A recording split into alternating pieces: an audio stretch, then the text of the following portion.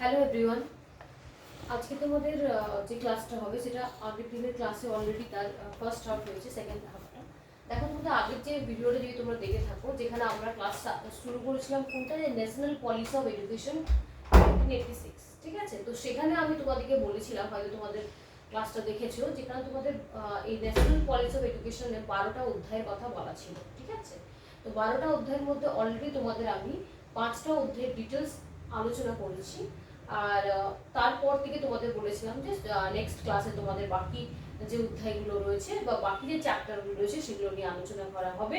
তো আজকে তোমাদের সেই বাকি চ্যাপ্টারগুলো আলোচনা হবে, তো দেখে নাও আজকে বাকিগুলোতে কি রয়েছে। তার আগে অবশ্যই বলবো, যদি তোমাদের আমার এই চ্যানেলটাকে নিয়ে আর তোমাদের কোনো রকম এই পড়ানোকে নিয়ে, ভিডিওগুলোকে নিয়ে যদি কোনো রকম প্রশ্ন থাকে, কোনো রকম ডাউট থাকে, প্রশ্ন থাকে, সাজেশন থাকে, তোমরা অবশ্যই আমাকে কমেন্ট বক্সে কমেন্ট করে থাকো। আর যদি তোমাদের ভালো লেগে থাকে তো অবশ্যই লাইক এবং সাবস্ক্রাইব করো। তো চলো দেখে নাও কি national education of policy of এডুকেশনে বাকি যে 6, 7, 8, 9, 10, 11, 12 এর যে অধ্যায়গুলি রয়েছে সেগুলোতে কি বলা হয়েছিল। তো দেখো, সিক্স অধ্যায়টা যেটা ছিল, সিক্স চ্যাপ্টারটা, সেটা ছিল technical and management education. Technical and management education, বা আমরা এটাকে বলতে পারি না কারিগরি, আমরা কি বলতে পারি, টেকনিক্যাল অ্যান্ড ম্যানেজমেন্ট এডুকেশন, ঠিক আছে? তো তার মানে হচ্ছে কারিগরি ও পরিচালনা শিক্ষা, ঠিক আছে? টেকনিক্যাল, কারিগরি এবং পরিচালনা শিক্ষা।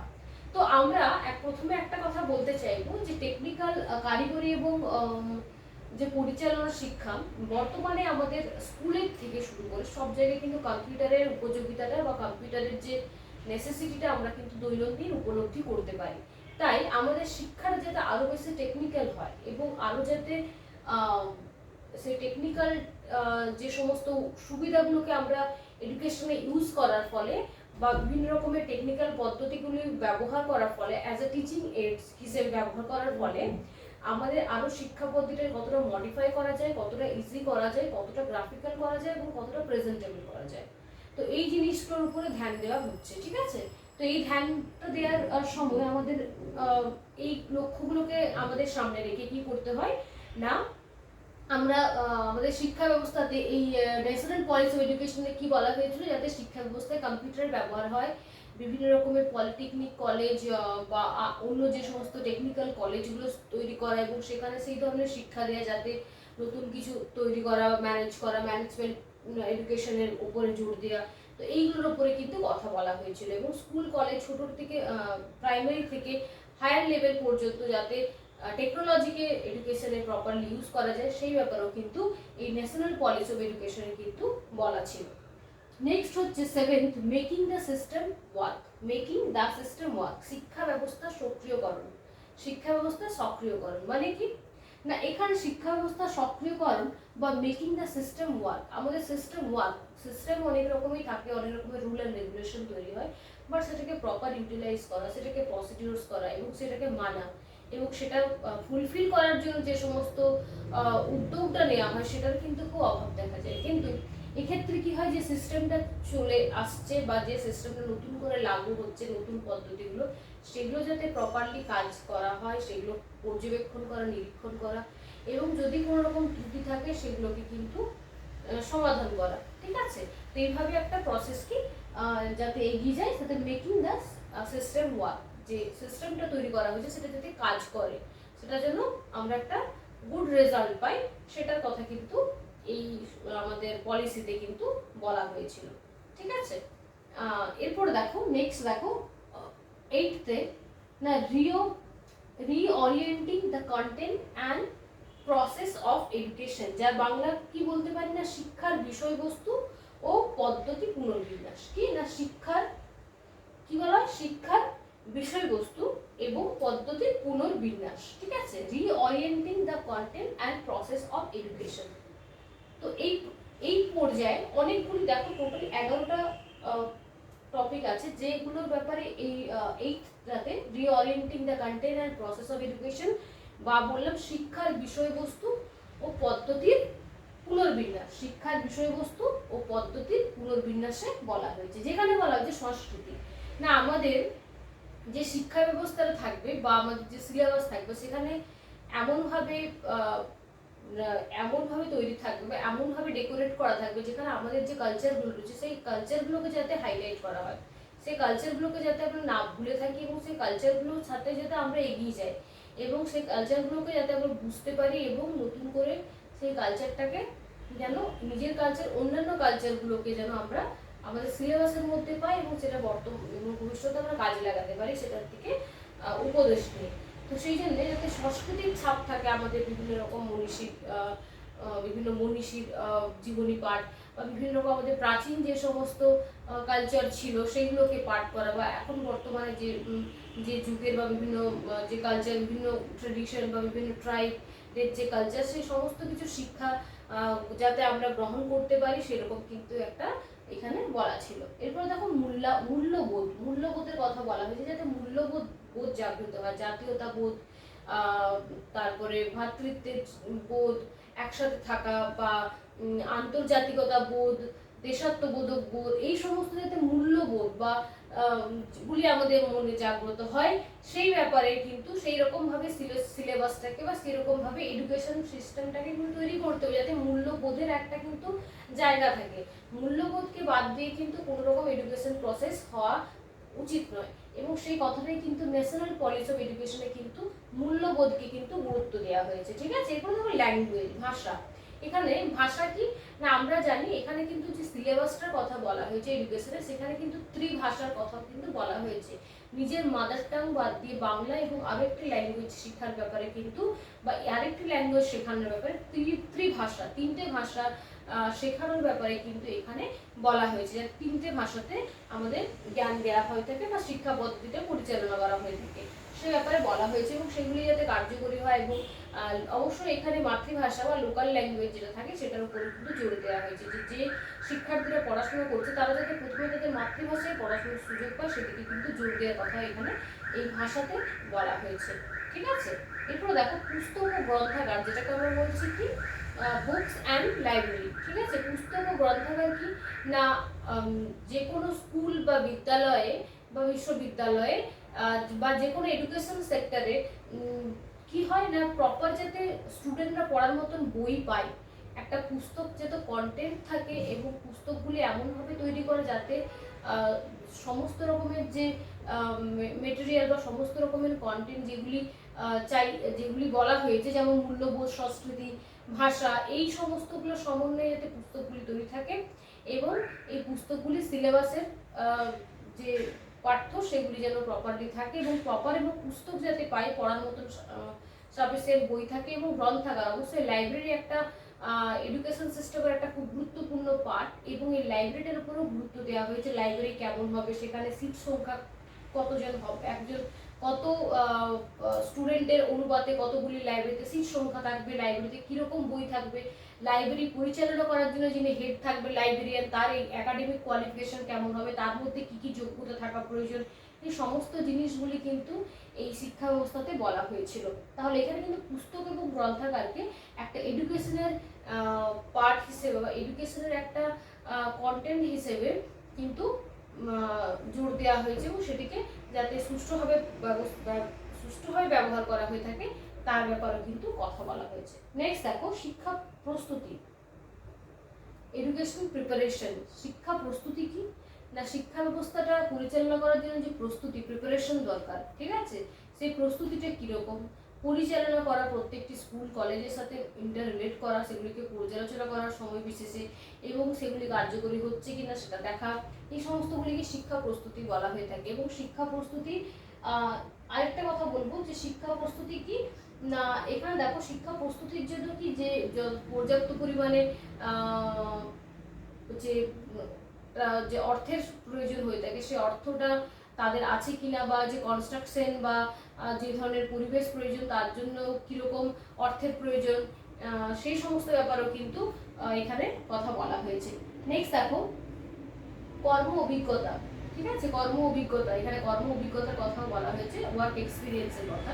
ঠিক আছে, নেক্সট দেখো শিক্ষা ও পরিবেশ মানে এনভায়রনমেন্ট। প্রথমেই বলা হয়েছে যে শিক্ষার জন্য কিন্তু প্রপার একটা এনভায়রনমেন্ট প্রয়োজন রয়েছে, এনভায়রনমেন্ট ছাড়া কিন্তু একটা শিক্ষা পদ্ধতি সবসময় গড়ে ওঠা সম্ভব নয়। তো সেক্ষেত্রে বলা হয়েছে যে উপযুক্ত পরিবেশ রয়েছে কিনা বিদ্যালয়ে বা বিদ্যালয়ে বা কলেজে বা ইউনিভার্সিটিতে, সেখানে কি আছে না পড়াশোনার জন্য উপযুক্ত পরিবেশ আছে কিনা, উপযুক্ত গ্রন্থাগার আছে কিনা, খেলার মাঠ আছে কিনা, প্রপার জায়গা আছে কিনা, সিট সংখ্যা আছে কিনা, বসার জায়গা আছে কিনা, টিচারদের রুম আছে কিনা, সমস্ত রকম কিন্তু যে এনভায়রনমেন্টটা, সেই পরিবেশটা শিক্ষার উপযোগী পরিবেশ কিনা সেই ব্যাপারেও তদন্ত করা বা খোঁজ নেওয়ার কথা বলা হয়েছে। এবং সেগুলো যদি না থাকে তো তার যাতে পূর্ণ ব্যবস্থা করা হয় সে ব্যাপারে বলা হয়েছে এখানে। এরপরে দেখো বিজ্ঞান শিক্ষা, যেটা তোমাদেরকে বললাম, এখানে আমি যে টেকনিক্যাল ম্যানেজমেন্ট এডুকেশনে বিজ্ঞান শিক্ষার উপর জোর দেওয়া হয়েছে। ভৌত বিজ্ঞান, জীবন বিজ্ঞান, লাইফ সায়েন্স, ফিজিক্যাল সায়েন্স আর ম্যাথমেটিক্স যাই বলো, প্রত্যেকটা সায়েন্সের উপযোগিতা শিক্ষা ব্যবস্থায় খুব গুরুত্বপূর্ণ। এবং সেই সায়েন্সের যাতে প্রপারলি ইউজ হয় শিক্ষা ব্যবস্থাটাকে ব্যবস্থায়, এবং যাতে সায়েন্সের ল্যাব বা সায়েন্সের জন্য যে সমস্ত ইনস্ট্রুমেন্ট প্রয়োজন, পরীক্ষাগারের প্রয়োজন, ল্যাবরেটরি প্রয়োজন, সেগুলি পর্যাপ্ত আছে কিনা, এবং সেখানে পর্যাপ্ত শিক্ষক রয়েছে কিনা, তাদেরকে হাতে কলমে লার্নিং বাই ডুইং যে শেখানোর পদ্ধতি সেটা ক্লাসরুমে রয়েছে কিনা, সেই স্ট্রাকচারটা বিজ্ঞান শিক্ষার জন্য উপযুক্ত কিনা সেই ব্যাপারেও কিন্তু খোঁজ নেওয়ার কথা বলা হয়েছে। নেক্সট খেলাধুলা ও শারীরচর্চা। আমরা জানি যে খেলাধুলা এবং শারীরচর্চা বর্তমানে কিন্তু খুবই একটা গুরুত্বপূর্ণ বিষয় এবং এডুকেশনের সাথে ওতপ্রোতভাবে জড়িত। এবং এখানে বলা হয়েছে যাতে সমস্ত স্কুলে বা শিক্ষাক্ষেত্রে কি হয়, যাতে কি করা হয় না খেলাধুলার উপরে জোর দেওয়া হয়। ঠিক আছে, একটা খেলাধুলার পিরিয়ড থাকার কথা, যোগা, ব্যায়াম, ক্যারাটে, এই সমস্তগুলো যাতে শিক্ষার সাথে সাথে এগুলো ইনক্লুড থাকে, এবং স্টুডেন্টরা যাতে এই সব ধরনের এই খেলাধুলা এবং শারীরিক শিক্ষা অংশগ্রহণ করতে পারে, সুযোগ পায়, শেখার সুযোগ পায় এবং বিভিন্ন কম্পিটিশনে অংশগ্রহণ করতে পারে।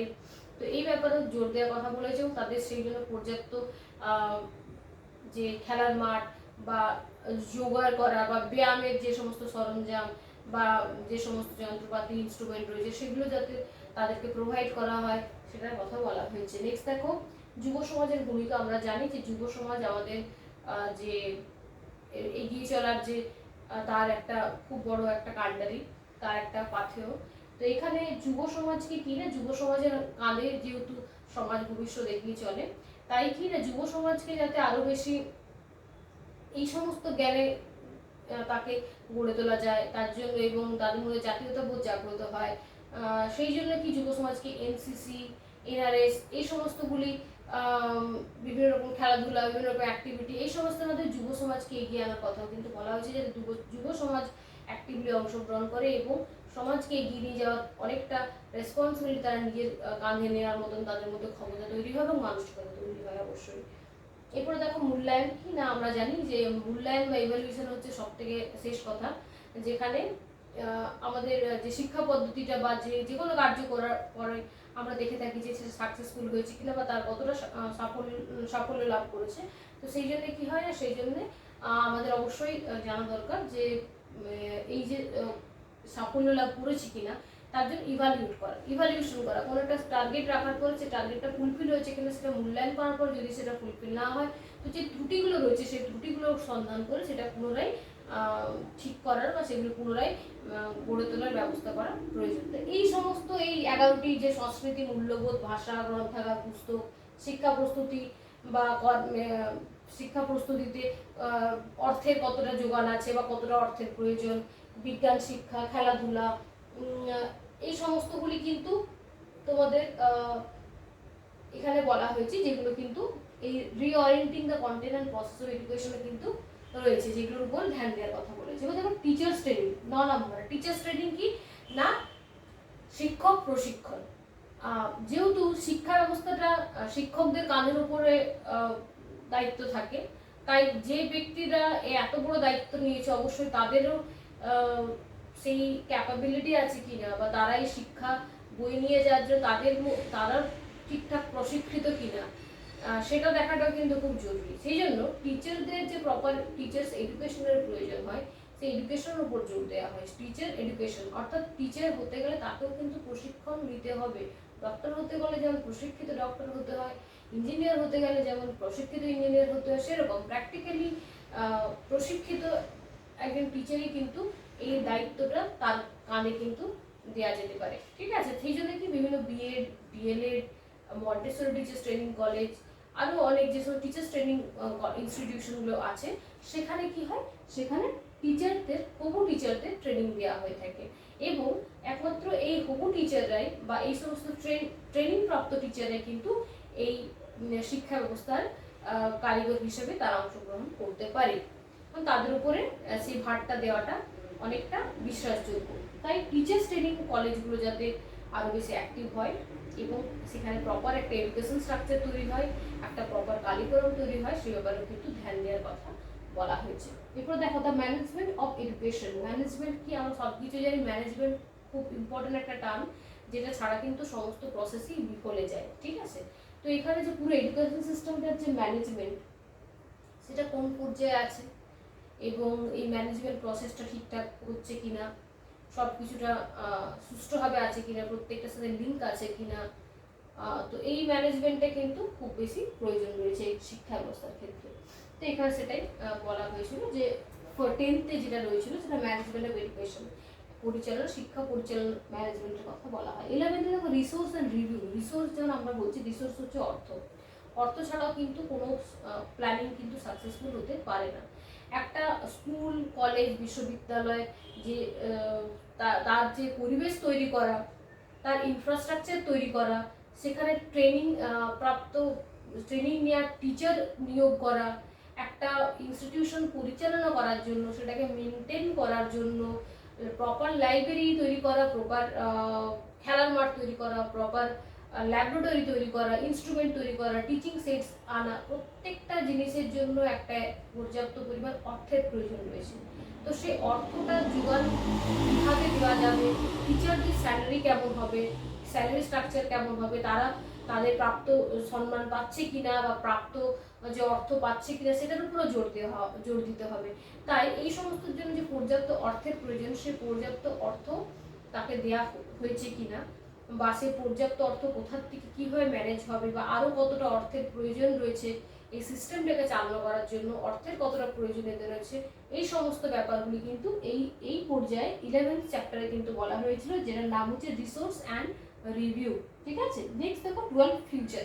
তো এখানে আমাদের টোটাল যে বলেছিলাম যে the national policy of education 1986-এ জাতীয় যে শিক্ষা ব্যবস্থার প্রসেসে নিয়মে 12টি অধ্যায়ের কথা বলা হয়েছিল। তার মধ্যে প্রথম অধ্যায়টি ছিল তোমাদের ভূমিকা এবং বাকি ইন্ট্রোডাকশন ছিল। বাকি 11টা দেখো ছিল বিভিন্ন রকম, যেমন technical and management education, making the system work, reorienting the content and process of education, teachers training, the management of education, resource and review, and the লাস্টে যে 12th নাম্বার যে চ্যাপ্টার ছিল সেখানে ছিল দ্য ফিউচারের কথা বলছে, ভবিষ্যৎ। মানে এই সমস্ত কার্যকলাপ করার পরে যে ভবিষ্যতের শিক্ষা ব্যবস্থাটা কেমন হবে, ভবিষ্যতের পরিস্থিতি কেমন হবে, সেই নিয়ে আলোচনা হয়েছিল। বা কীরকম আগে টার্গেট সেট আপ করা, যে এই লক্ষ্যে পৌঁছতে হবে, এতগুলি বিদ্যালয়, এতগুলি কলেজ, এতগুলি ইউনিভার্সিটি স্থাপিত করতে হবে, তার স্ট্রাকচার এরকম হবে। তো এই রকমের যে ভবিষ্যৎ পরিকল্পনা করা, এই ভবিষ্যৎ পরিকল্পনার একটা কথা কিন্তু এই দ্য ফিউচারের কথা বলা হয়েছে, যে শিক্ষা ব্যবস্থাকে বিজ্ঞানের বেশি প্রায়োরিটি দিতে হবে, বিজ্ঞানকে মডার্ন টেকনোলজি ইউজ করতে হবে, আরও বেশি কম্পিউটার ইউজ করতে হবে, টেকনিক্যাল কলেজগুলিকে জোর দিতে হবে, ম্যানেজমেন্ট কলেজগুলিকে জোর দিতে হবে, আরও বেশি মডার্নাইজ করতে হবে, টিচার্স ট্রেনিং এর ব্যবস্থা করতে হবে, অনেক রকম বেশি রকম ইনভেস্ট করতে হবে। তো এই সমস্ত ফিউচার কিভাবে হতে পারে বা হবে, সেটা কিন্তু 12th অধ্যায়ে বলা হয়েছে। তো চলো তাহলে আমাদের এই ন্যাশনাল পলিসি অফ এডুকেশনের যতগুলি স্তর রয়েছিল, যতগুলি চ্যাপ্টারে রয়েছিল, আমি সবগুলি তোমাদের দুটো ভিডিওতে কমপ্লিট করলাম। নেক্সট ক্লাসে তোমাদের আরও অন্য আরেকটি টপিক নিয়ে আলোচনা হবে। তো তোমাদের যদি এই ন্যাশনাল পলিসি অফ এডুকেশন নিয়ে কোনো রকম প্রশ্ন থাকে, কোনো রকম যদি ডাউট থাকে, তোমরা অবশ্যই কমেন্ট করো। আমার এই চ্যাপ্টারটা আজকে শেষ হয়ে গেছে। নেক্সট ক্লাসে তোমাদের আরও একটি অন্য টপিক নিয়ে আলোচনা করবো। আজকের মতন এখানেই। গুড নাইট, সবাই ভালো থেকো।